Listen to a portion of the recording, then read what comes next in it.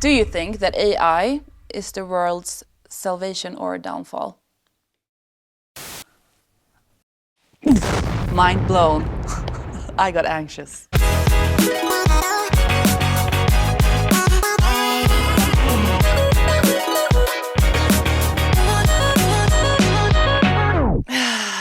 Hi and welcome. I'm here with Nina Amjadi, Program Director for the program Content Engineering at Berghs. Welcome, Nina. Thank you. How are you? I'm great. Yes. So good to be here with you. Yes, I feel the same. I'm very happy that you're here. Yes. Thank you so much.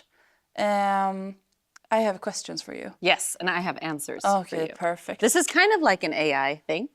Yes, it You is. have Yes. questions, I have answers. Yes, that's true. So I'm the human and you're the Bot. artificial one. Yeah. Here, okay, But I'm fully real. I just want to... Yes, she is real. Physical. Just tell me a little bit about the content engineering program. Say we're on the floor 5, we're going down to the floor 1 in an elevator. I would say that content engineers are part-time strategists, part-time creatives, part-time wizards, and then add tech knowledge to that. Basically, I'm teaching the students here how to work with AI instead of having AI take their jobs. Oh, yes. So they're like evolving with AI. Yes. Yeah.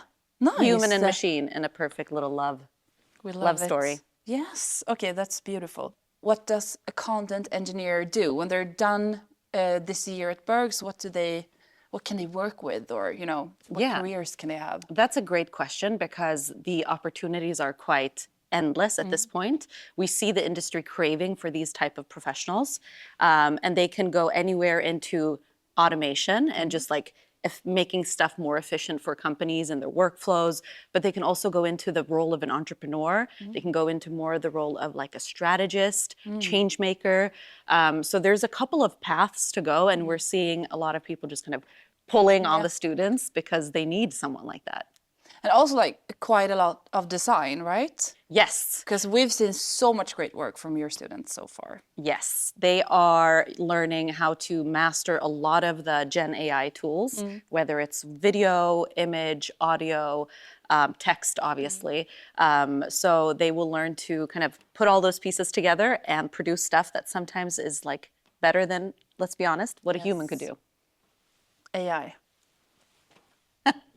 Someone told me that you love superheroes. Yes. Is it correct? Yeah, I love superheroes. Yes, you do. Yeah, especially, preschool teachers. Yes. And people who invents like skip ad buttons and stuff like that. Yes, moms. Yes, moms, 100% moms. But no, I mean, superheroes are cool. Yeah? Yeah. I feel the same. Yeah. So if content engineering was a superpower, what superpower would it be? I think it would be like someone who was able to open up portals into a different place so that they could move faster. Maybe their superhero name would be Speed. Yes. Portal Master. Speed Portal Master. Love it. I need to work on the name. Speed Portal Master. What is it called på svenska? Vad heter det på svenska? Alltså den här transport... Ja, Alltså vad heter det? Teleportering. Teleportation. Teleportation. Teleportation. Okay, perfect. So, if I was to say, Nina, you're going back to 1995. Yes. And talk to someone about AI and explain, like, this is AI and content engineering in the future. This person has just discovered the internet. Yeah, oh, wow. Yes. So there's a guy. It's a guy. It's a guy. His name's Paul. It's the year 1995. Good year, though. It is. I was 1. Yeah. And Paul is like, internet? Yeah. Is it even gonna, like, is this just a, trend thing that's gonna pass? Yeah. And then you're like, Paul, I'm gonna explain to you content engineering Let me break and AI. it down. Yeah. What would you say to Paul?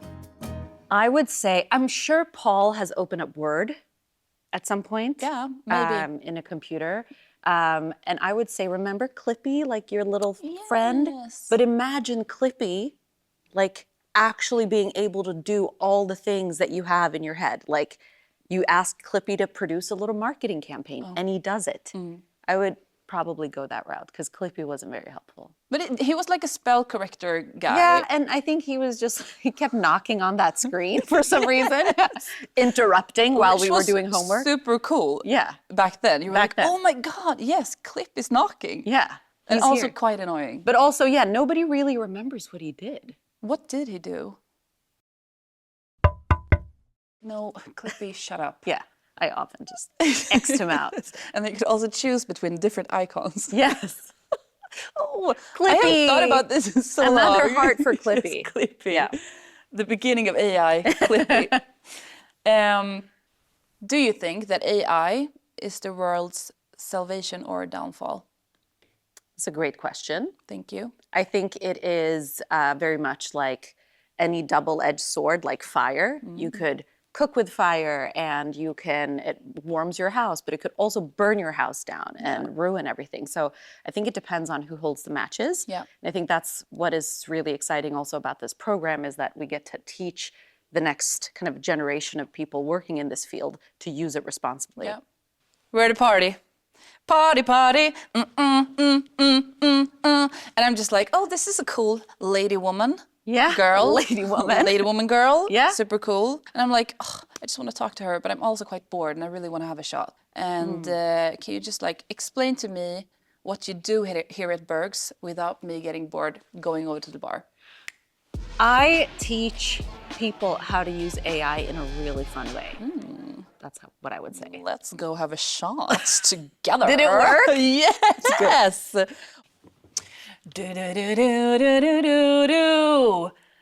Masterclass with Nina. Yes. Prompting. Prompting. Is there a prompt that exists that feels like cheating because it really gives you whatever you're asking for every time you prompt it? I would say no. There isn't a kind of magic line of sentence that you can use to get like the most fantastic answer. But there is a few guidelines that you need to kind of adhere to get good responses. Yeah. And that is to always give the right type of context because the AI doesn't know in which type of world you're asking this question. Yeah. You have to give it clarity and then some rules in how to respond, what type of format to respond back in, et cetera.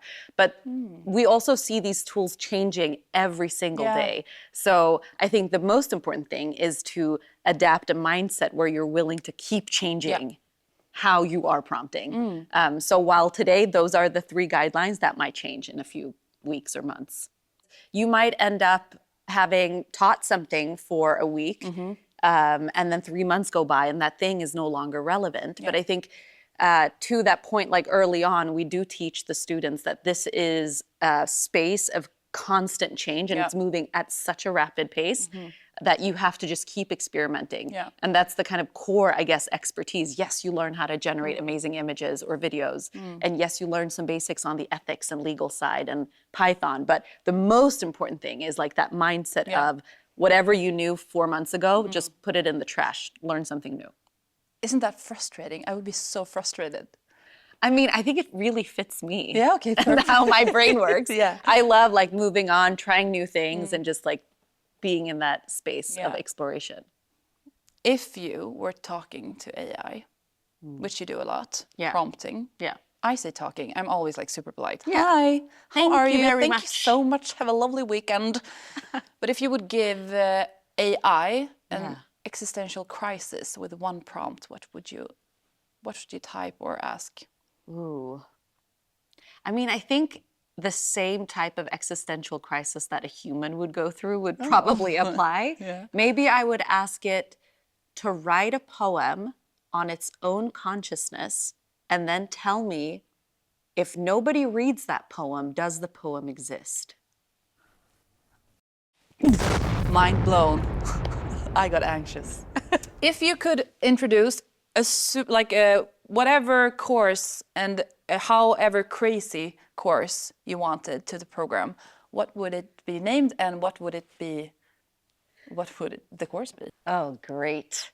I think I would introduce like improv theater. Yeah.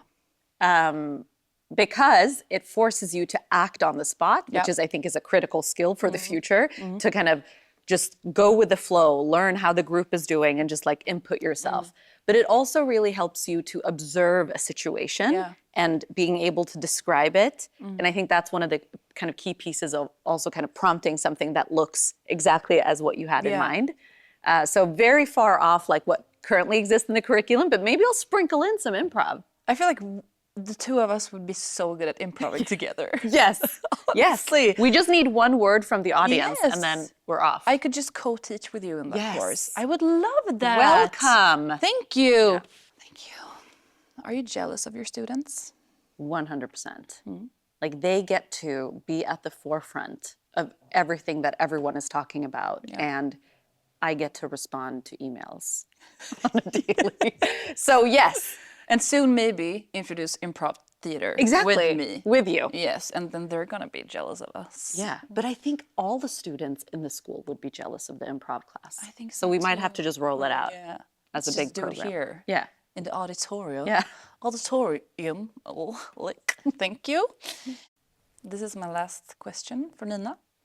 And I think a lot of people watching would really like to know this too. Oh.